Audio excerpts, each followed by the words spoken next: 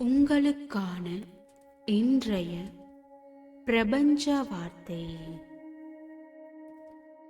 பிரபஞ்சத்திற்கு பிடித்தது விரைவான உடனடி நடவடிக்கை. ஒருபோதும் தாமதிக்காதீர்கள், சந்தேகப்படாதீர்கள்.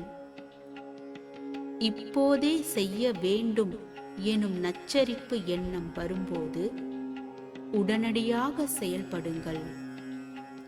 அதுதான் உங்கள் வேலை.